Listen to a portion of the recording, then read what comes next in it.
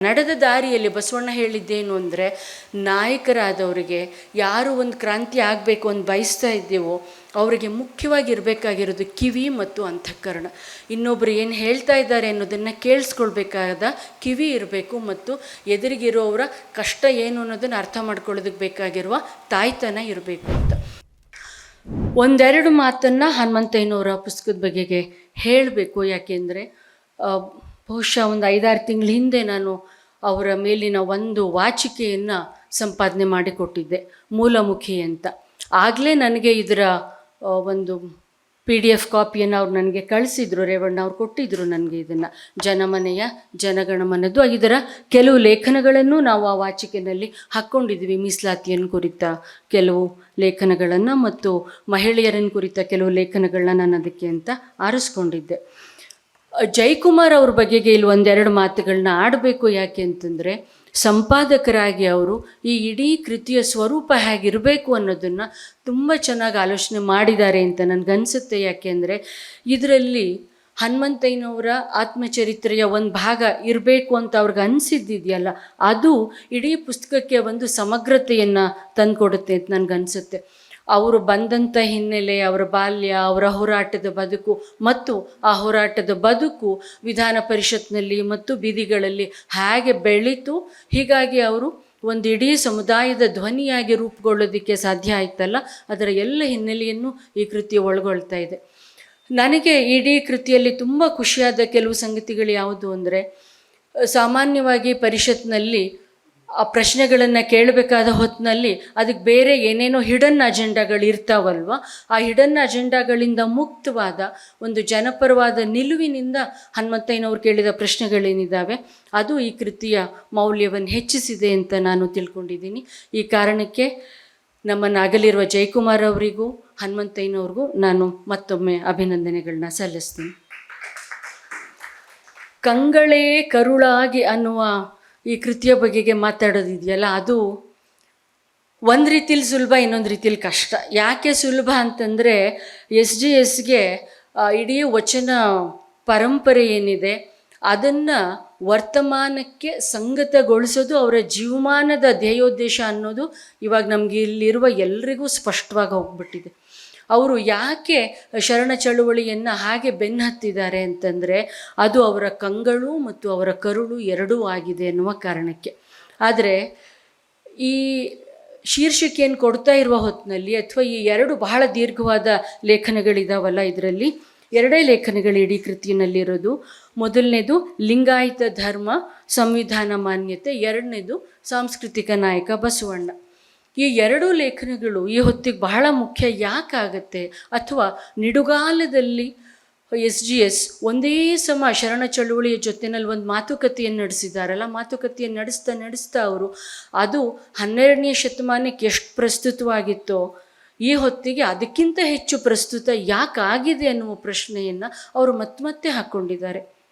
ಹಾಗೆ ಹಾಕ್ಕೊಳ್ತಾ ಇರೋವಾಗ ಅವ್ರಿಗನ್ಸೋದು ಏನು ಅಂದರೆ, ಇವತ್ತಿನ ನಮ್ಮ ಪ್ರಭುತ್ವ, ಇವತ್ತಿನ ನಮ್ಮ ಸಾಮಾಜಿಕ ಚಳುವಳಿಗಳು, ಸಾಂಸ್ಕೃತಿಕ ಚಳುವಳಿಗಳು ಇವೆಲ್ಲವೂ ಆ ಶರಣ ಚಳುವಳಿಯಿಂದ ಕಲಿಯಬೇಕಾಗಿರುವ ಮೂಲಭೂತವಾದ ಪಾಠಗಳಿದ್ದಾವೆ. ಮತ್ತು ದುರಂತ ಏನು ಅಂದರೆ, ನಾವಿನ್ನೂ ಆ ಪಾಠಗಳನ್ನು ಕಲ್ತಿಲ್ಲ ಅನ್ನೋದು. ಅವರು ಮತ್ತೆ ಚರ್ಚೆ ಮಾಡೋದು ಏನನ್ನ ಅಂತಂದರೆ, ಹೌದು ಬಸವಣ್ಣ ಇರ್ಬೋದು ಅಥವಾ ಅವನ ಇಡೀ ಪರಿವಾರ ಇರ್ಬೋದು, ಅವರು ಎಲ್ಲರೂ ನಮಗೆ ಏನೇನನ್ನೆಲ್ಲ ಕೊಟ್ಟಿದ್ದಾರಲ್ಲ, ಕೊಟ್ಟಿದ್ದಾದ ಮೇಲೂ ಯಾಕೆ ನಮಗೆ ಆ ದಾರಿಯಲ್ಲಿ ನಡೆಯೋದಕ್ಕಾಗ್ತಾ ಇಲ್ಲ, ದಾರಿಯಲ್ಲಿ ನಡೆಯೋದಕ್ಕೆ ನಮಗಿರುವ ಸವಾಲುಗಳು, ತೊಡಕುಗಳು ಯಾವುದು ಅನ್ನೋದನ್ನು ಅವರಿಲ್ಲಿ ಎತ್ತುತ್ತಾ ಹೋಗ್ತಾರೆ. ಈ ಮೊದಲನೆಯ ಲೇಖನ ಇದೆಯಲ್ಲ, ಲಿಂಗಾಯತ ಧರ್ಮ. ಲಿಂಗಾಯತ ಧರ್ಮಕ್ಕೂ ಸಂವಿಧಾನದ ಆಶಯಕ್ಕೂ ಏನು ಸಂಬಂಧ ಇದೆ? ಕಲಬುರ್ಗಿಯವರು ಬರೆದ ಕೊನೆಗಾಲದ ಲೇಖನ ಲಿಂಗಾಯತ ಧರ್ಮ ಕನ್ನಡದ ಮೊದಲ ಧರ್ಮ, ಕನ್ನಡ ನಾಡಿನ ಮೊದಲ ಧರ್ಮ ಅನ್ನುವ ಲೇಖನ ಕೊನೆಗೆ ಅದು ಅವರ ಕೊಲೆಗೆ ಕಾರಣವಾಗುವಷ್ಟು ಪ್ರಖರವಾದ ಒಂದು ಲೇಖನ ಆಗಿತ್ತು. ಅಥವಾ ಅವ್ರು ನಡೆಸ್ತಾ ಇದ್ದಂಥ ಹೋರಾಟ ಕೂಡ ಅವರ ಕೊಲೆಗೆ ಕಾರಣ ಆಯಿತು ಅನ್ನೋದು ನಮಗೆಲ್ರಿಗೂ ಗೊತ್ತಿದೆ. ಈ ಲೇಖನದಲ್ಲಿ SGS ಏನನ್ನು ಹೇಳೋಕ್ಕೆ ಪ್ರಯತ್ನ ಪಡ್ತಿದ್ದಾರೆ ಅಂದರೆ, ಯಾವ ಸಂವಿಧಾನದ ಬಗೆಗೆ ನಮ್ಗೆ ಅಷ್ಟೆಲ್ಲ ಹೆಮ್ಮೆ ಇದೆ ಅಂತ ಹೇಳ್ತಾ ಇದ್ದೀವೋ ಆ ಸಂವಿಧಾನದ ಆಶಯಗಳನ್ನು ನಾವು ಇವತ್ತಿಗೆ ತುಂಬ ಮುಖ್ಯವಾಗಿ ಬೇಕು ಅಂತ ಚರ್ಚೆ ಮಾಡ್ತಿದ್ದೀವೋ, ಅದೇ ಹೊತ್ತಿಗೆ ಈ ಸಂವಿಧಾನವನ್ನೇ ನಾವು ಬದಲಾಯಿಸ್ತೀವಿ, ಅದನ್ನು ತೆಗೆದು ಬಿಡ್ತೀವಿ, ನಮಗೆ ಹೇಗೆ ಬೇಕೋ ಹಾಗೆ ಮಾರ್ಪಾಡು ಮಾಡ್ಕೊಳ್ಳೋದಕ್ಕೂ ನಮಗೆ ಅಧಿಕಾರ ಇದೆ, ಅವಕಾಶ ಇದೆ ಅಂತೆಲ್ಲ ಕೋಮುವಾದದ ಕುರುಡುತನದಲ್ಲಿ ಮಾತಾಡ್ತಿರೋಂಥ ಒಂದು ವಾತಾವರಣ ನಮ್ಮ ನಡುವೆ ಏನಿದೆ, ಅಂಥ ವಾತಾವರಣದಲ್ಲಿ SGS ಈ ಲೇಖನವನ್ನು ಬರೆದಿರೋದು ತುಂಬ ಸಂಗತವಾದ ಒಂದು ಸಂಗತಿ ಅಂತ ನನಗನ್ಸುತ್ತೆ. ಸಂವಿಧಾನದ ಆಶಯಗಳಿಗೂ ಶರಣರಿಗೂ ಲಿಂಗಾಯತ ಧರ್ಮಕ್ಕೂ ಒಂದು ಜೀವ ಕೊರಳ ಸಂಬಂಧ ಇದೆ, ಅದು ನಮಗೆಲ್ರಿಗೂ ಗೊತ್ತಿರೋದೆ. ಬಟ್ SGS ಅವರ ವಾದ ಏನು ಅಂತಂದರೆ, ಆ ಸಂವಿಧಾನದ ಆಶಯಗಳನ್ನು 12ನೇ ಶತಮಾನ ಪ್ರತಿನಿಧಿಸಿದ್ದಿದೆಯಲ್ಲ, ಅದು ಯಾವುದೋ ಒಂದು ವ್ಯಕ್ತಿಗತ ನೆಲೆಯಿಂದ ಹುಟ್ಟಿದ್ದಲ್ಲ, ಅದು ಒಂದು ಇಡೀ ಸಮುದಾಯದ ಧ್ವನಿಯಾಗಿ ಅದು ರೂಪುಗೊಳ್ತಲ್ಲ, ಅದು ಅದರ ವಿಶೇಷವಾದ ಶಕ್ತಿ ಅಂತ. ಇವತ್ತಿನ ಸಂವಿಧಾನವೂ ಕೂಡ ನಮ್ಮೆಲ್ಲರ ಆಶಯಗಳನ್ನು, ಯಾರನ್ನು ದಮನಿತರು ಅಂತ ನಾವು ಕರಿತೀವೋ ಆ ದಮನಿತರೆಲ್ಲರ ಧ್ವನಿಯಾಗಿ ಅವರ ಹಕ್ಕಿಗೆ ಒಂದು ಧ್ವನಿಯನ್ನು ಅದು ಕೊಡ್ತಾ ಇದೆ, ಅವಕಾಶ ಕೊಡ್ತಾ ಇದೆ, ಅದನ್ನು ಕಾನೂನುಬದ್ಧ ಮಾಡಿ ಎಲ್ಲ ಸರಿಯೇ.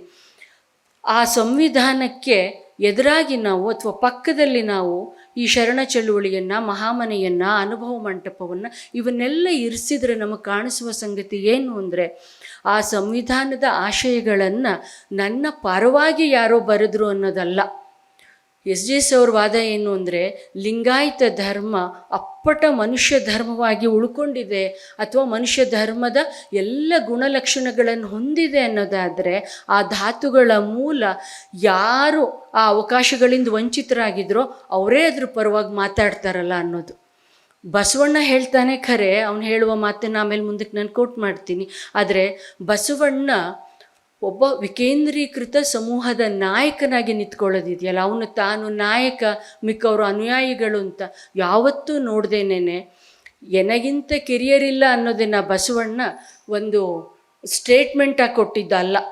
ಎನಗಿಂತ ಕಿರಿಯರಿಲ್ಲ ಅಂತ ಹೇಳುವ ಬಸವಣ್ಣನ ಮಾತು ಅವನು ನಡೆದ ದಾರಿಯ ಒಂದು ಮಾತಾಗಿತ್ತು. ಅದು ಆ ನಡೆದ ದಾರಿಯಲ್ಲಿ ಬಸವಣ್ಣ ಹೇಳಿದ್ದೇನು ಅಂದರೆ, ನಾಯಕರಾದವರಿಗೆ ಯಾರು ಒಂದು ಕ್ರಾಂತಿ ಆಗಬೇಕು ಅಂತ ಬಯಸ್ತಾ ಇದ್ದೇವೋ ಅವರಿಗೆ ಮುಖ್ಯವಾಗಿರಬೇಕಾಗಿರೋದು ಕಿವಿ ಮತ್ತು ಅಂತಃಕರಣ.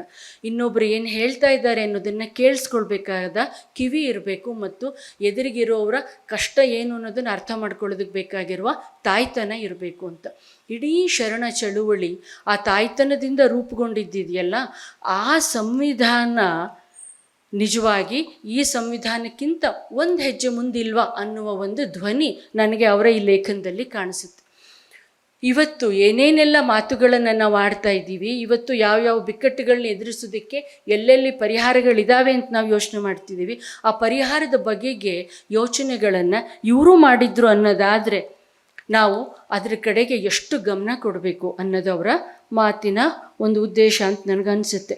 ಅವ್ರದ್ದೊಂದು ಮಾತು ನೋಡಿ, ಅರಿವು ಅನ್ನೋ ಒಂದು ಇದರಲ್ಲಿ ಅವ್ರು ಹೇಳ್ತಾರೆ, ಅಲ್ಲಮ್ಮನ ಬಹಳ ಪ್ರಸಿದ್ಧವಾದ ಒಂದು ವಚನವನ್ನು ಕೋಟ್ ಮಾಡ್ತಾ SGS ಹೇಳ್ತಾರೆ, ಅರಿವು ಅರಿವು ಎನ್ನುತ್ತಿಪ್ಪಿರಿ, ಅರಿವು ಸಾಮಾನ್ಯವೇ, ಹಿಂದಣ ಹೆಜ್ಜೆಯ ನೋಡಿ ಕಂಡಲ್ಲದೆ ನಿಂದ ಹೆಜ್ಜೆಯನ್ನರಿಯಬಾರದು, ಮುಂದಣ ಹೆಜ್ಜೆಯ ಅಳಿದಲ್ಲದೆ ಒಂದು ಪಾದ ನೆಲೆಗೊಳ್ಳದು, ನೆಲನ ಬಿಟ್ಟು ಆಕಾಶದಲ್ಲಿ ನಿಂದು ಮುಗಿಲೊಳಗೆ ಮಿಂಚಿದಲ್ಲದೆ ತಾನಾಗಬಾರದು, ಗುಹೇಶ್ವರನೆಂಬುದು ಬರಿದಿಬಹುದೇ ಹೇಳಿರೆ. ಗುಹೇಶ್ವರ ಅನ್ನೋದು ಬರಿದೇ ಬಂದುಬಿಡೋದಿಲ್ಲ.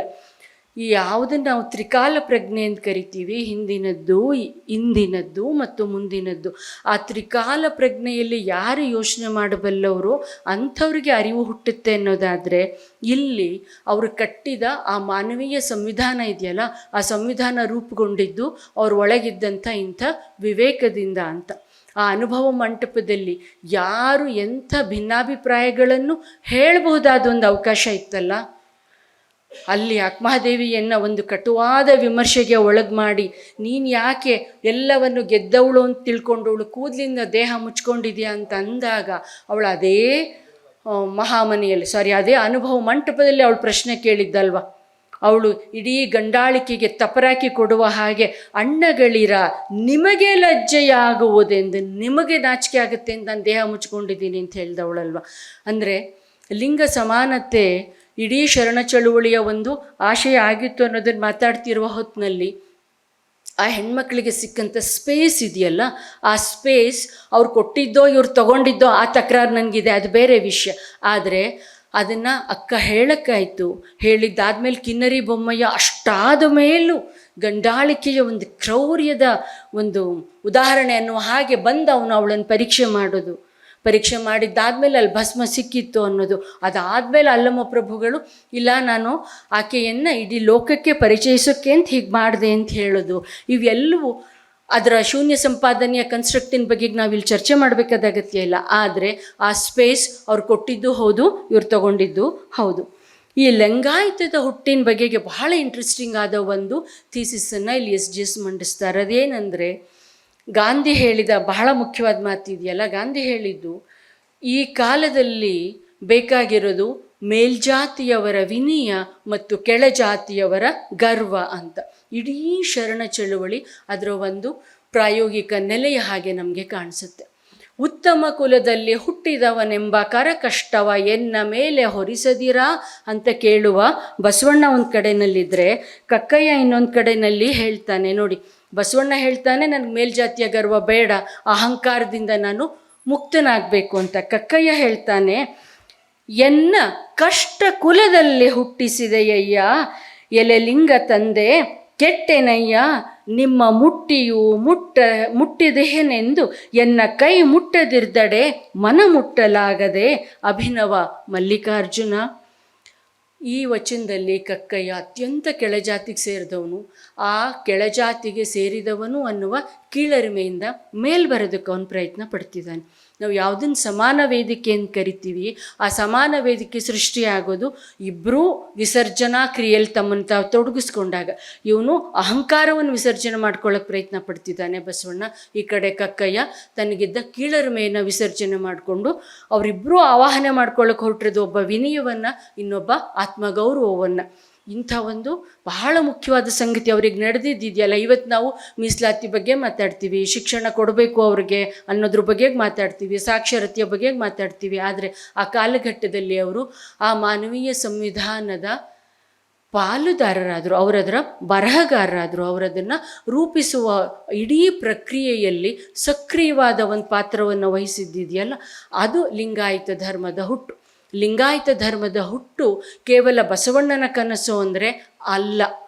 ಲಿಂಗಾಯತ ಧರ್ಮದ ಹುಟ್ಟಿರೋದು ಎಲ್ಲಿ ಅಂದರೆ ಕೆಳಜಾತಿಯವರ ಕನಸು ಮತ್ತು ಬಸವಣ್ಣನ ಕನಸು ಎರಡೂ ಏಕತ್ರಗೊಂಡಿದ್ರಲ್ಲಿ. ಆ ಎರಡೂ ಕನಸುಗಳು ಒಟ್ಟಿಗೆ ಸೇರಿದ್ರಿಂದ ಒಂದು ಹೊಸ ಲಿಂಗಾಯತ ಧರ್ಮ ಹುಟ್ಟಿತು ಅಂತ. ಯಾವ ವೈದಿಕ ಧರ್ಮ ಬೇಡ ಬೇಡ ಬೇಡ ನೀನು ಹೊರಗೆ ಹೊರಗೆ ಹೊರಗೆ ಅಂತ ಇತ್ತು, ಆ ಎಲ್ಲವನ್ನೂ ಲಿಂಗಾಯತ ಧರ್ಮ ಒಳಗೆ ತಂದುಕೊಂಡಿದ್ದಿದೆಯಲ್ಲ. ನಾವು ಸಂವಿಧಾನದ ಆಶಯದಲ್ಲಿ ಮೊದಲಿಗೆ ಹೇಳ್ತೀವಲ್ಲ, ಎಲ್ಲರಿಗೂ ಸಮಾನ ಅವಕಾಶ ಇದೆ, ಹಕ್ಕಿದೆ ಅಂತೆಲ್ಲ. ಅದನ್ನೆಲ್ಲ ಅದರ ಪ್ರಾಯೋಗಿಕ ನೆಲೆಯಲ್ಲಿ ಈ ಧರ್ಮ ಸಾಧಿಸ್ಕೊಳ್ಳೋಕ್ಕೆ ಒಳಗೊಳ್ಳೋದಕ್ಕೆ ಪ್ರಯತ್ನ ಪಡ್ತು ಅನ್ನೋದಾದರೆ, ಈ ಕತ್ತಲೆಯಲ್ಲಿ ಬಿಕ್ಕಟ್ಟಿನಲ್ಲಿ ಇರುವ ಈ ಸಮುದಾಯಕ್ಕೆ ಬೆಳಕು ಲಿಂಗಾಯತ ಧರ್ಮ ಅನ್ನೋದನ್ನು SGS ಈ ಲೇಖನದಲ್ಲಿ ಹೇಳ್ತಾ ಇದ್ದಾರೆ. ಎರಡನೆಯ ಲೇಖನ ಕರ್ನಾಟಕದ ಸಾಂಸ್ಕೃತಿಕ ನಾಯಕ ಬಸವಣ್ಣ. ಈ ಕೃತಿಯನ್ನು SGS ಯಾರಿಗೆ ಅರ್ಪಣೆ ಮಾಡಿದ್ದಾರೆ ಅಂದರೆ, ಸಾಂಸ್ಕೃತಿಕ ಸ್ವಾತಂತ್ರ್ಯದ ಎದೆಯ ಪದ ಬಸವಣ್ಣನವರನ್ನು ಕರ್ನಾಟಕದ ಸಾಂಸ್ಕೃತಿಕ ನಾಯಕ ಎಂದು ಘೋಷಿಸಿದ ನಾಡಿನ ಜನಪ್ರಿಯ ಮುಖ್ಯಮಂತ್ರಿ ಶ್ರೀ ಸಿದ್ದರಾಮಯ್ಯ ಇವರ ವಚನ ಚಳುವಳಿಯ ಬಗೆಗಿನ ನಿರ್ವ್ಯಾಜ ಪ್ರೀತಿಗೆ. ನನಗಿದೊಂದು ಸ್ಟ್ರಾಟಜಿ ಅಂತ ಅನಿಸುತ್ತಪ್ಪ. ಯಾಕೆ ಸ್ಟ್ರಾಟಜಿ ಅಂತ ಅನಿಸುತ್ತೆ ಅಂದರೆ, ಇಂಗ್ಲೀಷ್ ಗೀತೆಗಳನ್ನು ಪ್ರಕಟ ಮಾಡಿದಾಗ BM ಶ್ರೀ ಆ ಕೃತಿಯನ್ನು ಯಾರಿಗೆ ಅರ್ಪಿಸಿದ್ರು ಅಂತಂದರೆ, ಅವರದನ್ನು ಎಲ್ಲ ಬೋಲ್ಡ್ ಲೆಟರ್ಸಲ್ಲಿ ಕ್ಯಾಪಿಟಲ್ಸಲ್ಲಿ ಅವ್ರು ಏನು ಬರೆದಿದ್ರು ಅಂತಂದರೆ, ಕನ್ನಡ ಮತ್ತು ಇಂಗ್ಲೀಷ್ ಭಾಷೆಯನ್ನು ಸಮ್ಮಿಳನಗೊಳಿಸ್ತಾ ಇರುವ ಎಲ್ಲ ಕವಿಗಳಿಗೆ ನಾನು ಈ ಕೃತಿಯನ್ನು ಅರ್ಪಿಸ್ತಾ ಇದ್ದೀನಿ ಅಂತ ಅವ್ರು ಹೇಳ್ತಾರೆ.